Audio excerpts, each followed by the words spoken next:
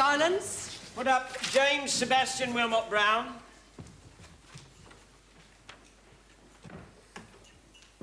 Is your name James Sebastian Wilmot Brown? It is. James Sebastian Wilmot Brown, you stand charged that under Section 1 of the Sexual Offences Act of 1956, you did, in the London Borough of Walford on the 7th of July, 1988, rape a woman, Mrs. Catherine Beale. Do you plead guilty or not guilty? Not guilty. Usher, will you bring in the jury in waiting? One moment, clerk. Ladies and gentlemen of the press, may I remind you that under recent legislation, you may now name the accused. The alleged victim remains strictly anonymous, as before. Very well. Carry on, Usher. Might as well go in, shall we? Me and Kath will be all right, won't we? All right, I'll see you in there. Okay. The jury's just being sworn in.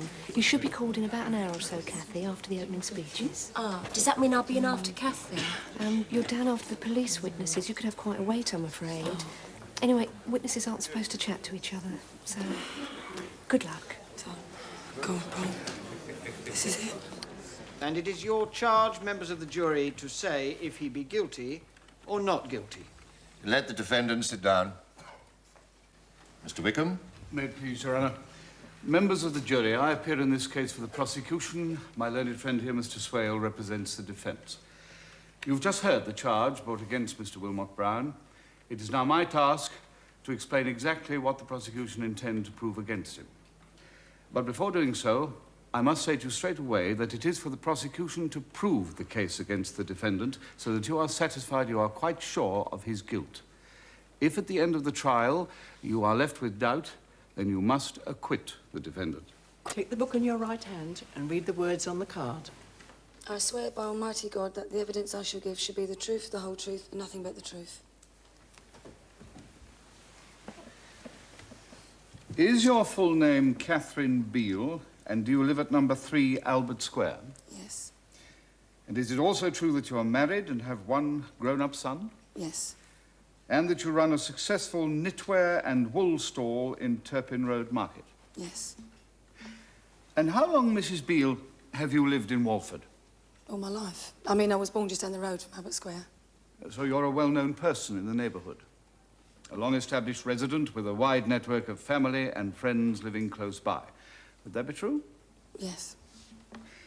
Is it also true that from October 1987 until the time of the alleged incident in July 1988, you also worked as a part-time barmaid at the Dagmar Public House? Yes. Would you tell the court what hours you worked there? Just evenings, 4 or 5 evenings a week. It varied from 6 till closing time. And who was the landlord of this pub? Mr. Wilmot Brown. So he was your boss? Yes. Now, let's turn our minds back to the night of the alleged rape, the 7th of July, 1988. Were you on duty in the Dagmar that evening? Yes. And as far as you're concerned, was it an ordinary working evening in the pub? Yeah. At least, well, it was Simon's. That's my husband's son. Well, he's not really, but we still think of him like that. I'm sorry. What I'm trying to say is that it was his birthday and he was giving a party over at my place because Pete, my husband, he was away in Leigh-on-Sea with my mother-in-law. Mrs. Beale, please confine yourself to answering the questions that are put to you. Sorry. So, Mrs. Beale, apart from this birthday, it was a normal evening in the pub? Yes. Who was working behind the bar that evening? Me, Simon Wicks and Mr. Wilmot Brown. And who is Simon Wicks? The full-time barman. He's the one who I was just telling. Were you busy that night? Quite busy, yeah. What time did you close? About 11 o'clock. And then did the three of you clear up? No, Simon went straight off because he was giving this party. Did Mr. Wicks ask if he might do this? No, Mr. Wilmot Brown suggested it. I see. So who was left in the pub after Mr. Wicks went, after closing time? Mr. Wilmot Brown and myself. Was there anybody else in the building?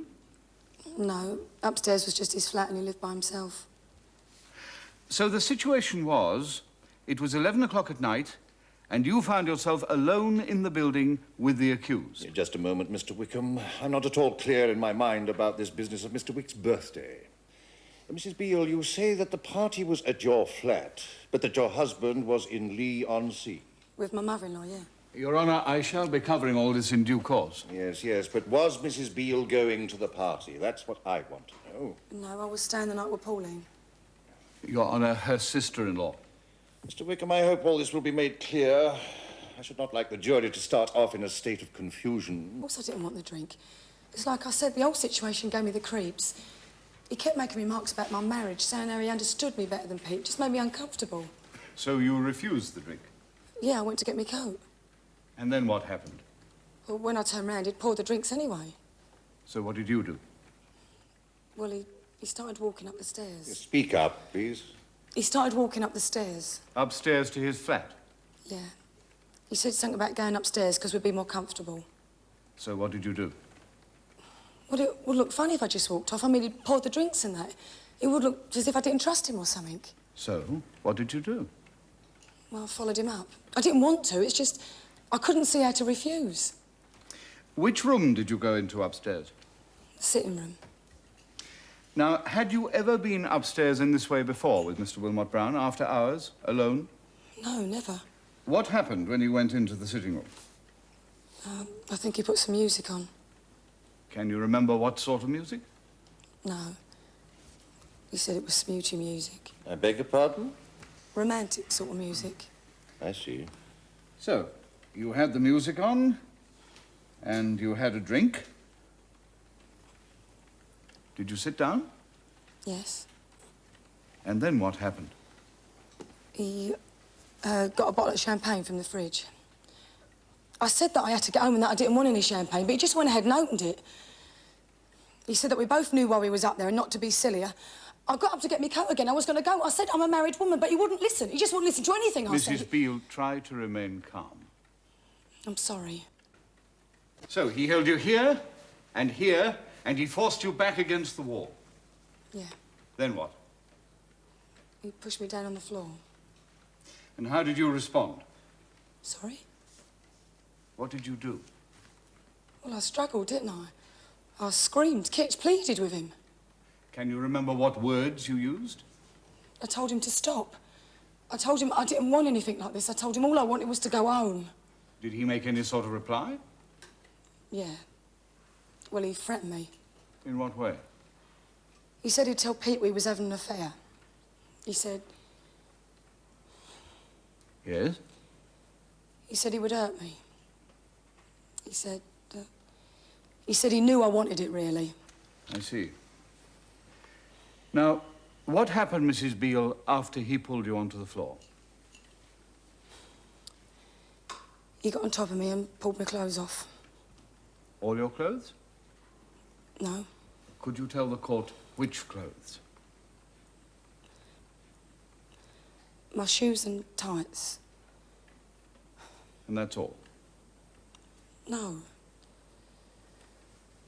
Well, all of them, the waist down.